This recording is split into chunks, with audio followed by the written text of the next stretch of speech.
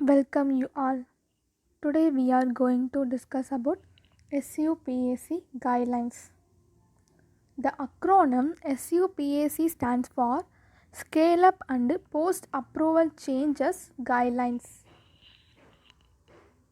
SUPAC represents the changes recommended by the US FDA at the time of scale up or approval of NDA or ANDA. In the process of developing a new drug product, the batch sizes used in the earliest human studies are small, and the size of the batches is gradually increased. The scale-up process and the changes made after approval in the composition manufacturing. அதாவது எஸ்யூபிஎஸ்சி வந்து சில changes இது ஒரு changes represent பண்ணுறது. அது எந்த recommendations படினா வந்து USFDA food and drug administration அவங்க ரெக்கமெண்டேஷன்ஸ் படி சேஞ்ச் பண்ணணும். எப்போன்னு வந்து ஸ்கேலப் அப்போ இல்லாட்டி வந்து என்டிஏ நியூ ட்ரக் அப்ளிகேஷன் இல்லாட்டி அட்வான்ஸ்டு நியூ ட்ரக் அப்ளிகேஷன் அந்த அப்ரூவல் அப்போ இந்த ப்ராசஸில் வந்து என்ன பண்ணோன்னா நியூ ட்ரக் வந்து நம்ம ஒரு புதுசாக ஒரு ட்ரக் ப்ராடக்ட் டெவலப் பண்ணுவோம்ல, அப்போது வந்து பேட்ச் சைஸஸ் எப்போவுமே நம்ம ஸ்டடீஸ் பண்ணும்போது கொஞ்சம் ஸ்மாலாக தான் இருக்கும். அதுக்கப்புறம் கொஞ்சம் கொஞ்சம் நம்ம வந்து கிராஜுவல் கொஞ்சம் கொஞ்சமாக இன்க்ரீஸ் பண்ணிட்டே போகணும் பேட்ச் சைஸஸை. ஸ்கேலப் ப்ராசஸ் அப்போது வந்து நம்ம வந்து எது சேஞ்சஸ் பண்ணோம்னா காம்போசிஷன்லேயும், அதாவது மெயின் இன்க்ரீடியன்ஸ் அதாவது ஏபிஐ இல்லாட்டி எக்ஸிபியன்ஸ் எல்லாமே அதில் வரும். அதுலேயும் ஒரு மேனுஃபேக்சரிங்லேயும் நம்ம வந்து சேஞ்சஸ் பண்ணுறோம். நெக்ஸ்ட்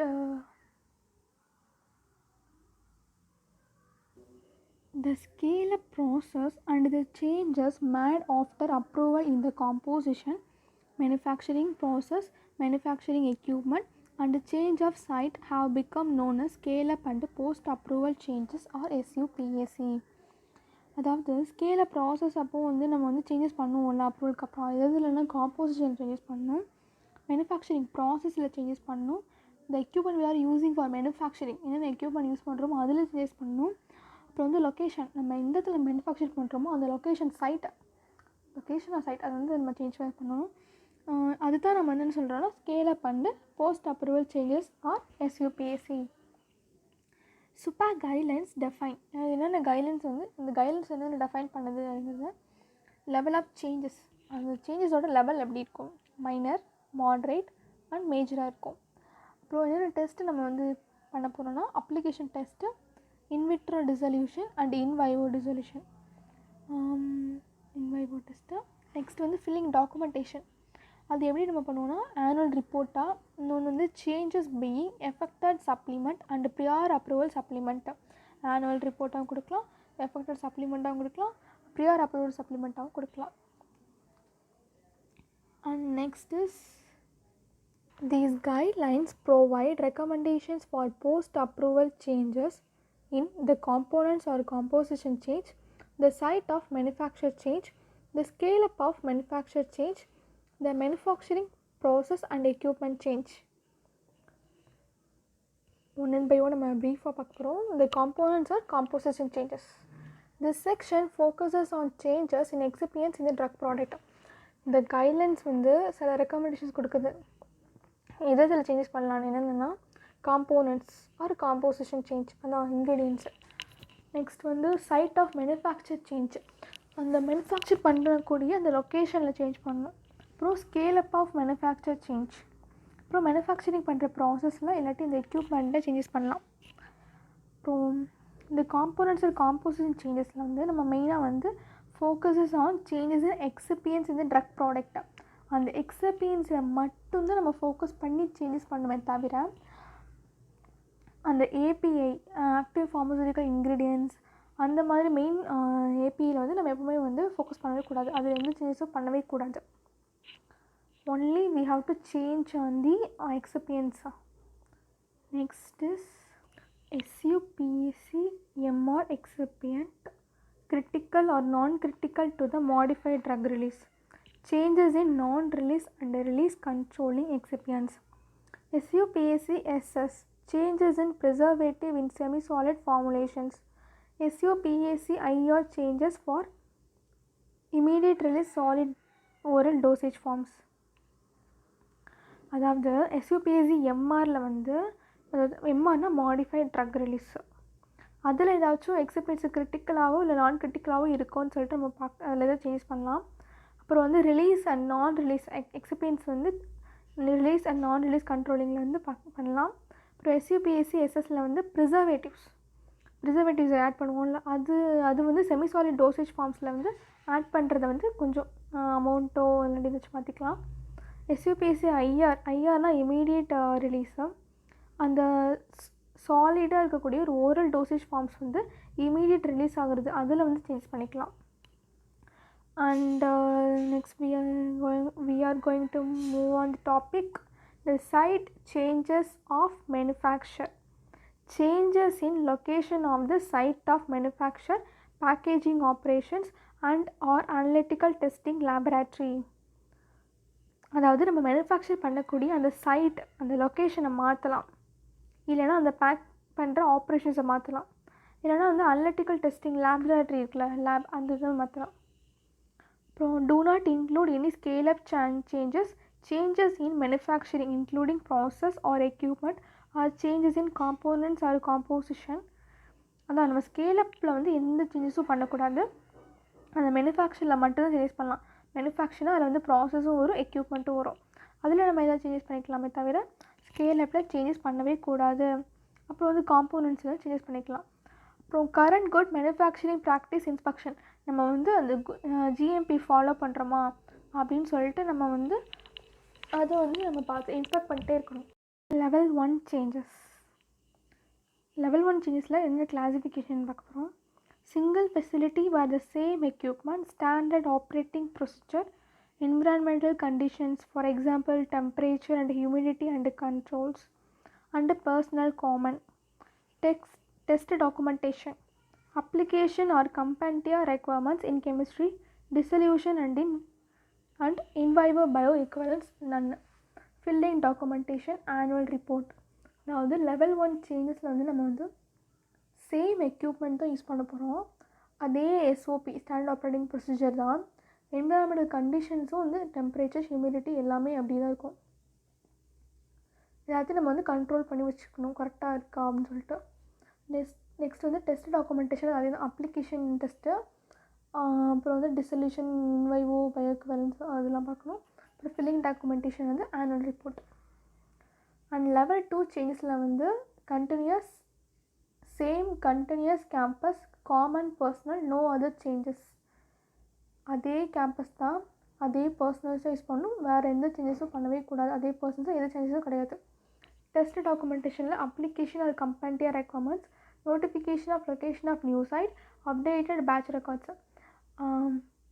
நம்ம நியூ சைட்டு மாற்றும் போது நம்ம வந்து அதுக்கு நோட்டிஃபிகேஷன் கொடுத்துடணும், பேட்ச் ரெக்கார்ட்ஸ் வந்து நம்ம அப்பப்போ அப்டேட் பண்ணிட்டே இருக்கணும்.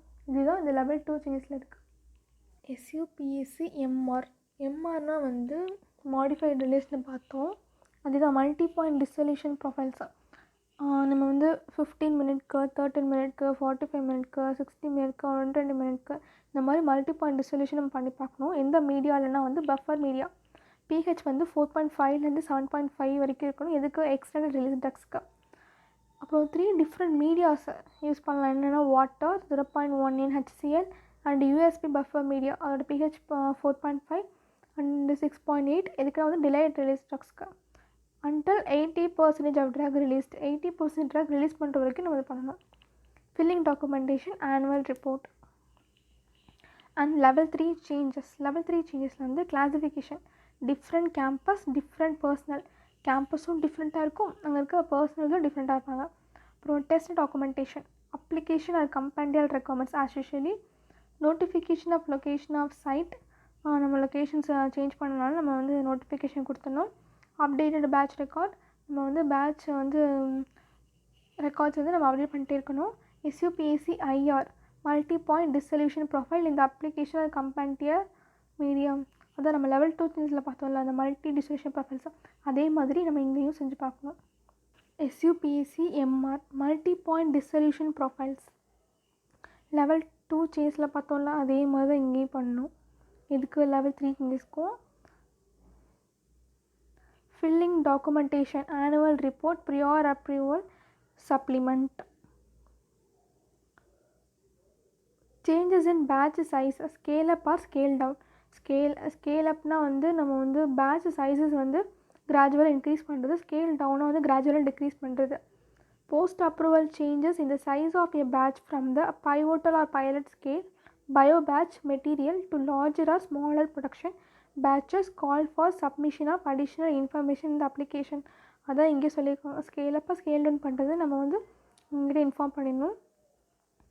Scale down below 1 lakh dosage units 1 lakh dosage units is not covered by this guidance.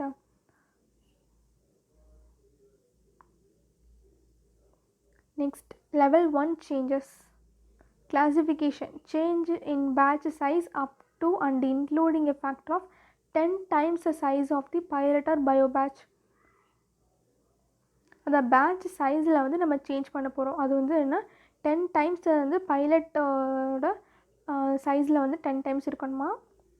அப்புறம் வந்து டெஸ்ட் டாக்குமெண்டேஷன் வந்து அப்டேட்டட் பேட்ச் ரெக்கார்ட்ஸ், அதை நம்ம வந்து அப்டேட் பண்ணிட்டே இருக்கணும் பேட்ச் ரெக்கார்டை. அப்புறம் compiled requirement stability, filling documentation as usually annual report for long term stability data. And level 2 changes. Classification. Changes in batch size beyond a factor of 10 times the size of the pilot or bio batch, no other changes. அதான் நம்ம 10 டைம்ஸ்க்கு பியாண்டில் வந்து batch சைஸில் வந்து change பண்ணலாம். அப்புறம் வந்து வேறு எதுவும் சேஞ்சஸும் பண்ணக்கூடாது. அப்புறம் test documentation. Chemistry documentation application or compendial release requirements as usually. Notification of change and submission of batch records update பண்ணிட்டே இருக்கணும். 1 batch with 3 months accelerated stability data and 1 batch on long term stability. அதில் ஒரு batch வந்து நம்ம எடுத்து 3 months வந்து வச்சுருக்கணும். இதுக்குன்னா வந்து ஆக்சிலரேட்டட் ஸ்டெபிலிட்டி டேட்டாவுக்கு வந்து அந்த டெஸ்ட் எடுக்கிறதுக்காக அந்த டெஸ்ட்டுக்காக நம்ம எடுத்துடணும். அப்புறம் ஸ்டெபிலிட்டி டெஸ்டிங்கில் 1 பேட்ச் வந்து 3 monthsக்கு நம்ம வச்சுக்கிறோம். இதுக்குன்னா வந்து ஆக்சிலரேட்டட் ஸ்டெபிலிட்டி டேட்டாக்காக. ஒரு பேட்ச் எடுத்து நம்ம லாங் டேர்ம் ஸ்டெபிலிட்டிக்காக அதை தனியாக வச்சுக்கிறோம். So 1 batch for 3 months for accelerated stability data and 1 batch on long term stability. Dissolution documentation, case B testing, in vivo bioequivalence, none. Filling documentation, changes being effected supplement, annual report, long term stability data. Next, manufacturing changes. Manufacturing changes may affect both equipment used in the manufacturing process and the process itself. Manufacturing நம்ம changes பண்ணும்போது அது வந்து எக்யூப்மெண்ட்டையும் affect பண்ணும், ப்ராசஸையும் affect பண்ணும். First நம்ம வந்து equipment பார்க்கலாம். Equipment level 1 changes. Classification. Alternate equipment of the same design and principles automated equipment. அதே டிசைனில் நம்ம வேறு எக்யூப்மெண்ட் வந்து அல்டர்னேட்டாக யூஸ் பண்ணிக்கலாம். பிரின்சிபல் ஆஸ் ஆட்டோமேட்டட் எக்யூப்மெண்ட், அதே பிரின்சிபல்ஸ் தான் யூஸ் பண்ணணும். அதாவது ஆட்டோமேட்டட் எக்யூப்மெண்ட்டில் அந்த அதே பிரின்சிபல்ஸில் இருக்கணும். டெஸ்ட் டாக்குமெண்டேஷனில் வந்து பேட்ச் ரெக்கார்ட்ஸ் அப்டேட் பண்ணணும். சிஷுவல் application compendial requirements and stability. Filling documentation prior approval supplement with justification for change, annual report for long term stability data. And then level 2 changes. Classification, change to equipment of different design and principle. Test documentation வந்து updated batch records, application or compendial requirements and stability. Batch records நம்ம update பண்ணிட்டே இருக்கணும். And SUPAC IR immediate release. இதுலேயே நம்ம வந்து multi point dissolution profile பண்ணணும். Test வந்து மல்டிமீடியாவில். அப்புறம் SUPAC MR மாடரேட் ரிலீஸாக அதே தான் மல்டி பாயிண்ட் டிசல்யூஷன் ப்ரொஃபைல்ஸ் வச்சு மல்டிமீடியாவில் நம்ம வந்து டெஸ்ட் பண்ணணும். அப்புறம் filling documentation, annual report and changes being effected supplement. And ப்ராசஸில் level 1 changes, level 2 changes, level 3 changes, மொத்தம் 3 changes இருக்குது. level 1 changesல வந்து classification. alternate equipment of the same design and the principles as automated equipment. alternate equipment நம்ம use பண்ணிக்கலாம், ஆனால் same டிசைனில் தான் இருக்கணும், பிரின்சிபல்ஸும் சேமாக தான் இருக்கணும். Test documentation, batch records update பண்ணணும், application requirements. Filling documentation as usual annual report கொடுக்கணும். லெவல் 2 சேஞ்சஸில் வந்து classification. This category includes process changes including changes such as mixing times, and operating speeds outside of application or validation ranges. நம்ம வந்து இந்த கேட்டகரியில் எதில் changes பண்ண போகிறோன்னா மிக்சிங் டைமில் அந்த ஆப்ரேட் பண்ணக்கூடிய ஸ்பீடில் இந்த நம்ம சேஞ்சஸ் பண்ண போகிறோம். அப்புறம் டெஸ்ட் டாக்குமெண்டேஷன் அது எது updated batch records application or compendial requirements and stability.